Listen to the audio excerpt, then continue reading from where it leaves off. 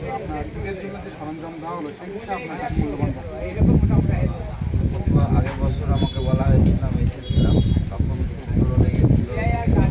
আপেলকে যে শান্তি committee apple আমাকে বলে, আমি সঙ্গে সঙ্গে রাজি হয়ে যাই।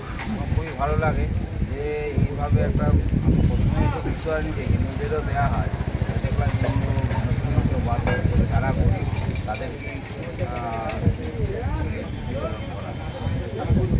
এখানে যে আমরা সকলের চারিদিকে আমরা দেখতে পাচ্ছি, এখানে হিন্দু মুসলিম নিয়ে অনেক রকম দাঙ্গা হচ্ছে বা তাদের মধ্যে যে বিভিন্ন পলিটিক্যাল পার্টির লোকজন তাদের মধ্যে একটা মানে বিবাদের সৃষ্টি বানাচ্ছে এখানে, সেটা আপনি আপনার মূল্যবান এখানে একটা শিক্ষা নেওয়া দরকার, এইসব মানুষের একটা শিক্ষা নেওয়া দরকার যে আলাদা কিছু না, যা সব একসঙ্গে তারা মিলেমিশে থাকলে কোনো গণ্ডগোল হবে না, কোনো কিছু হবে না, তারা ভাই বোনের মতো হয়ে থাকবে, মেয়েরা ছেলেরা সবাই। এইটুকুই যে তারা যেন এখান থেকেই শিক্ষা নিয়ে নিতে পারে, তারা দেখে এইসব যে কীভাবে করছে এরা, যে একসঙ্গে থাকছে সবাই, একসঙ্গে দেওয়া হচ্ছে।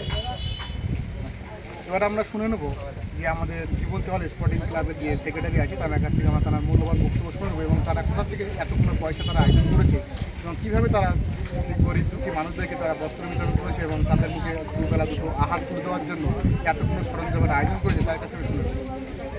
বলুন আপনার মূল্যবান। আমি বলবো সকলকে ধন্যবাদ জানাই, কারণ সকলের সাহায্যে আমার এই বস্ত্র বিতরণটা সফল হয়েছে। সব থেকে ধন্যবাদ জানাই যারা প্রবাসী আছে, প্রবাসী ব্যক্তিরা সকলেই আমাকে সাপোর্ট করেছে, আমি সাপোর্ট করেছি। হয়তো আমি বস্ত্র বিতরণটা যতটা আমি করার ইচ্ছা ছিল হয়তো আমি পারতাম না।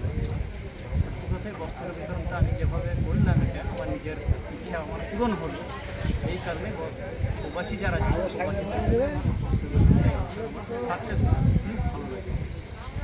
আগামী দিন সবাই দোয়া করবেন যেন প্রবাসী যারা আছে সকলে যেন ভালো থাকে।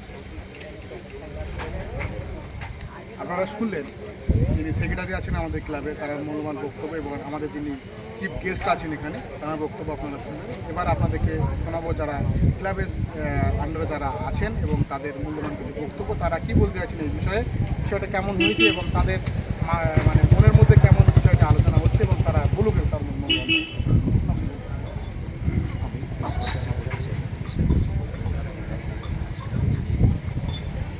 যেভাবে জাতি ধর্ম নির্বিশেষে ভাই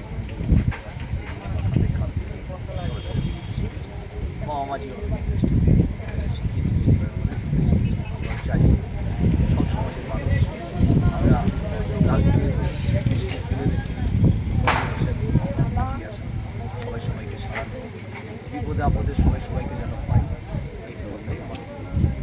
এবার আমরা শুনবো আমাদের জীবন্তী হল স্পোর্টিং ক্লাবের প্রজন্মের জীবন্তী হল শান্তি কমিটির যিনি কেশিয়ার আছেন তার কিছু মূল্যবান বক্তব্য। প্রথমে জানাই আমার আন্তরিক অভিনন্দন। আমরা আজকে তৈরি করলাম 26 তারিখ 26/3/2025। জাতি ধর্ম নির্বিশেষে আমরা তো প্রতি বছরই নেই, এবছরও বস্ত্র বিতরণ করেছি। আমরা জাতি ধর্ম দেখি না, আমরা গরিব দেখি। আমাদের একটা এমন সার্ভে করি আমরা যাতে আমাদের এলাকার একবারে নিম্ন অতি নিম্ন যারা তাদেরকে আমরা অন্ততপক্ষে একদিনের আহার আমরা যাতে তুলে দিতে পারি। সামগ্রিক ঈদের বাজার সেটা আমাদের শুধু মুসলিম নয়, যাবতীয় হিন্দু ভাই বোন এবং আমাদের মুসলিম ভাই বোন প্রত্যেক গরিব দুস্থ যারা এবং আমাদের এই এলাকার যারা আমাদেরকে টাকা পয়সা দিয়ে সাহায্য করে, শুধু আমাদের অবদান নাই, তাদের অবদান আছে। প্রবাসী ভাই যারা তারা অনেক টাকা পাঠিয়েছে আমাদেরকে, হয়তো তারা এই অংশগ্রহণ করতে পারেনি, কিন্তু তাদের সাহায্য আমাদের কাছে বিরাট অবদান একটা বলে মনে করি। ধন্যবাদ আপনার।